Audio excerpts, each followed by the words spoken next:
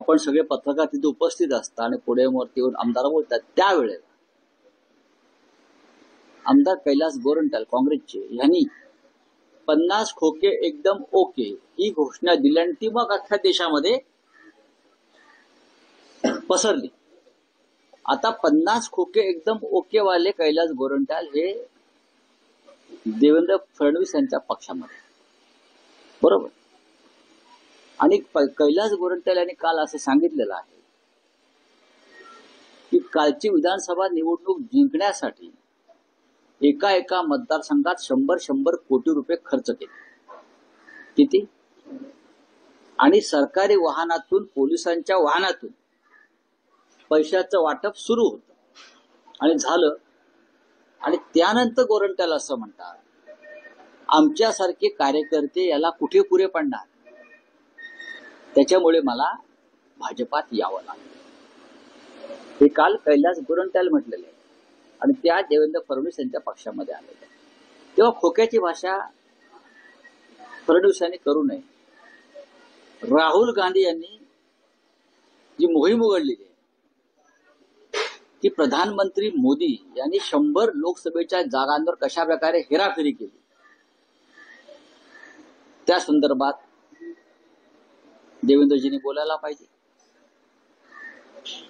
त्यांच्या मंत्रिमंडळात जे भ्रष्ट मंत्री बसलेले आहेत, अजूनही खोक्यांची पोळाताण सुरू आहे त्यांच्याकडे, त्यांच्यावर त्यांनी बोलायला पाहिजे. महाराष्ट्रामध्ये शेतकऱ्यांच्या आत्महत्या सुरू आहेत, बेरोजगारी वाढते, त्याच्यावर त्यांनी बोलायला पाहिजे. किती काळ तुम्ही त्याच्यामध्ये अडकून पडणार आहात?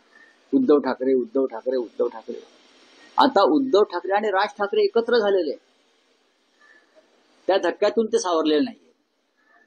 त्यावेळी देवेंद्र फडणवीस यांना अशा गमती जमती करण्याची सवय आहे. एक विनोद म्हणून त्याकडे पाहायला पाहिजे. की दोघं भाऊ एकत्र निवडणुकीसाठी आलेले आहेत. मुंबई महापालिका असेल ती आम्ही जिंकणार आणि येणाऱ्या काळात मराठीचा मग हो हो हो काय काय काय म्हणाले, मराठी भाषेचा जो हिंसाचार करणार मराठी भाषेसंदर्भात आम्ही हिंसाचार करणार का? उकडा जे ते उकडा. हा महाराष्ट्र आहे. देवेंद्र फडणवीस हे राज्य मराठी माणसाचं आहे, तांद्यापासून बांद्यापर्यंत. आणि आमच्या बापजाद्यांनी 106 हुतात्म्यांनी इथे बलिदान दिलेलं आहे.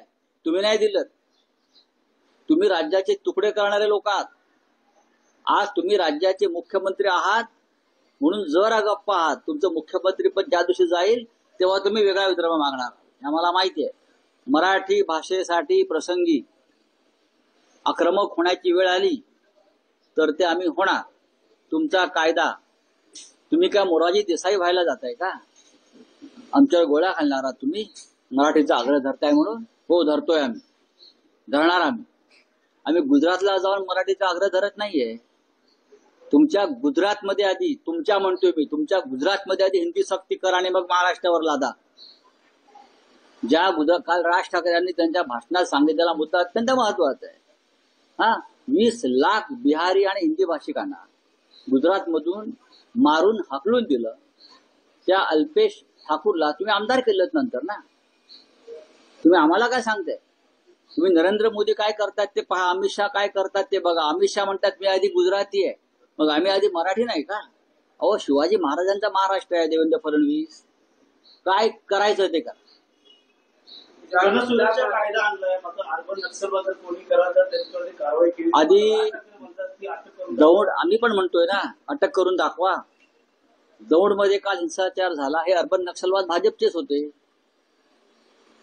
कोण आले बाहेरून? 2 आमदार भाजपचे आले आणि दंगल पेटवून गेले.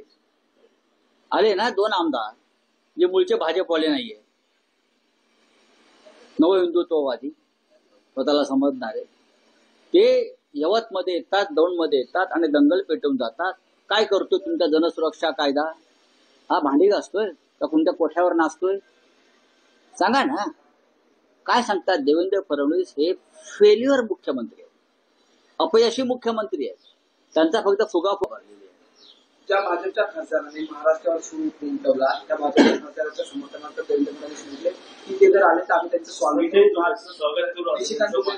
करू, भारतीय संविधानाप्रमाणे आम्ही त्यांना वागणूक देऊ असं म्हटलं. हो, महाराष्ट्राच्या शत्रूंसाठी पायगाड्या घालणारच आहेत.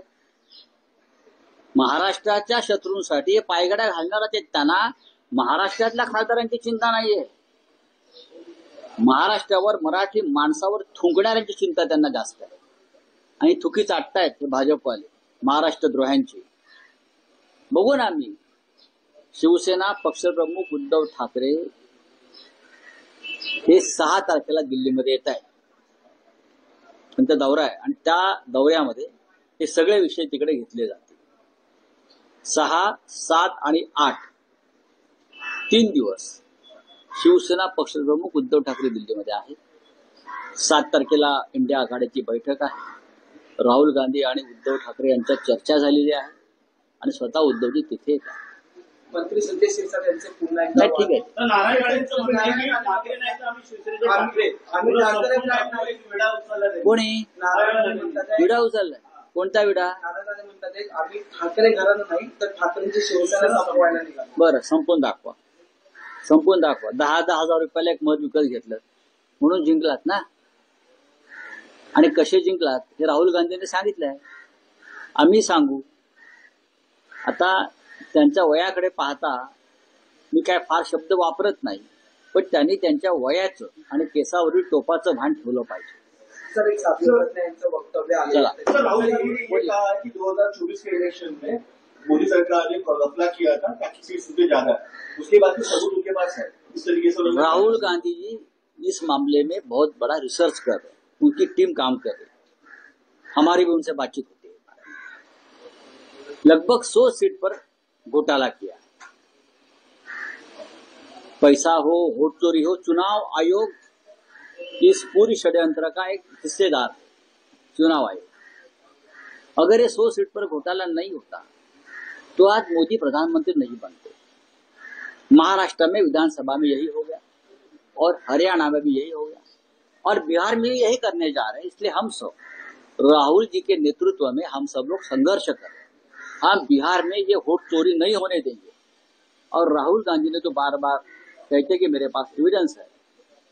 मुझे पूरा विश्वास है राहुल जी के पास एविडेंस होते हैं और बिना एविडेंस राहुल जी कभी बात नहीं करते. उद्धव ठाकरे जी जाने वाले हैं कि मीटिंग में बैठने वाले हैं. उद्धव ठाकरे जी 6 तारीख को, 7 तारीख को और 8 तारीख को अगस्त दिल्ली में है. इंडिया ब्लॉक की बैठक 7 तारीख को है. राहुल जी ने उनको स्पेशल खास न्योता दिया है, इन्वाइट किया है. उद्धव जी जाने वाले. उनका बयान आया था महाराष्ट्र के ऊपर. आप देवेंद्र फडणवीस कह रहे हैं कि हम उनका महाराष्ट्र में स्वागत करते हैं. देखिए भारतीय जनता पार्टी की परंपरा है. जो महाराष्ट्र द्रोही होता है उनके लिए महाराष्ट्र में रेड कारपेट डालेंगे और जो देशद्रोही होते हैं उनका भी सम्मान करेंगे. ये भी उनकी एक आदत है. ये पार्टी कभी भी देशभक्त नहीं रही, चाहे स्वतंत्रता संग्राम हो चाहे और कुछ हो. ये ढोंगी पार्टी है. और महाराष्ट्र में ये पार्टी ने कभी भी महाराष्ट्र हित की बात नहीं की, मराठी स्वाभिमान की बात नहीं की. छत्रपति शिवाजी महाराज का जय बोलते हैं, वो वोट के लिए बोलते हैं. तो हमें उनके सब रंग ढंग मालूम है. मोदी जी यूपी में ब्रह्मोस की फैक्ट्री लगाने की बात कर रहे हैं, पर ये संसद में जवाब नहीं दे रहे. ब्रह्मोस की पार्टी लगाइए, सब कुछ करिए, सबसे पहले ट्रंप को जवाब दीजिए. प्रेसिडेंट ट्रंप जिस तरह से हिंदुस्तान के ऊपर हमले कर रहे हैं, ट्रंप का जवाब दीजिए. ट्रंप का नाम लीजिए. आप अगर ट्रंप का नाम लेके जवाब देंगे तो ही ब्रह्मोस का फायदा है.